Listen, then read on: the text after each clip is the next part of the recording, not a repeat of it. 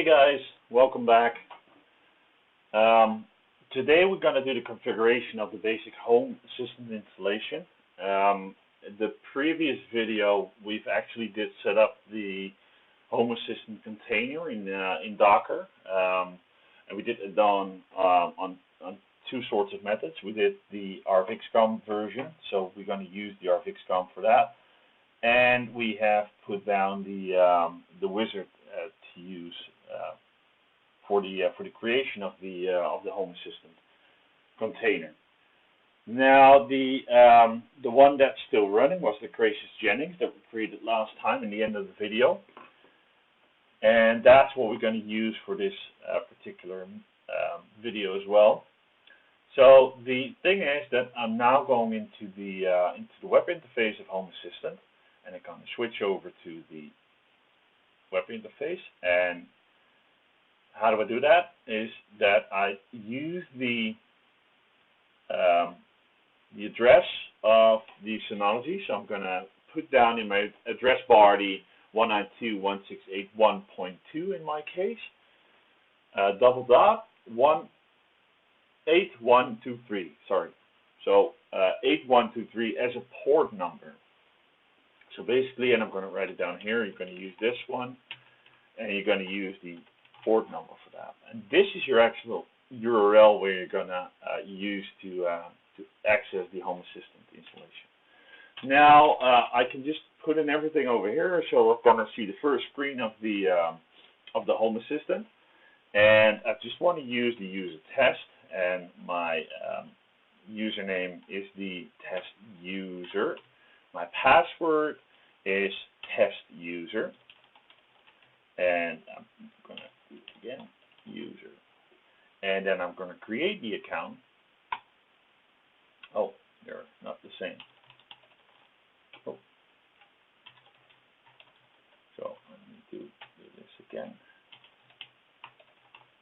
Test user account, create the account. Yep. And now they want to know where I'm living. I can give it a home, so I'm calling it home, and I'm living in Amsterdam. It's a metrical system. I'm just going to create next. Then it already starts asking me what I basically want to integrate in my installation. So I've got an IKEA over here, and I've got a Google Cast.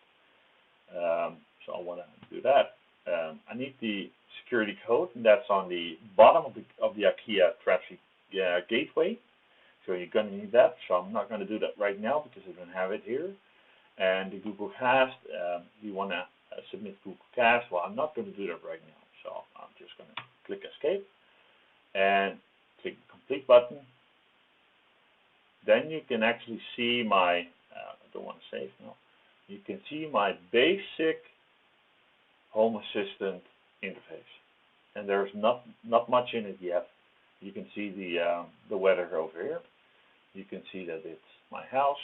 And then you can see a menu over here, so you can look at all the menu items, which we've already seen in the first video. And we're gonna go deeper into that later on. And you're gonna see the three dots over here. So it's unused entities. So we're going to see that later on. So every single sensor, switch, or light, or whatever is an entity. And if we don't use it in the graphical interface over here, then it says that it's unused and we can still use it. The other one is the configure user interface. Now the fun part is that Home Assistant has introduced, somewhere last year they introduced Lovelace. And Lovelace is the user interface for the complete Home Assistant system. And that's highly configurable. You can do that via the configure user interface button, but you can also do that on a just on a script page. So you can use Notepad++ in order to write everything for your Lovelace interface. We're going to do that later on as well, but right now we have the basic setup done. We're going to go to integrations. So go down, go over here, settings, and we're going to do integrations. And you can actually see where I'm going to start my integration section. And this is the weather that you already seen on the main page.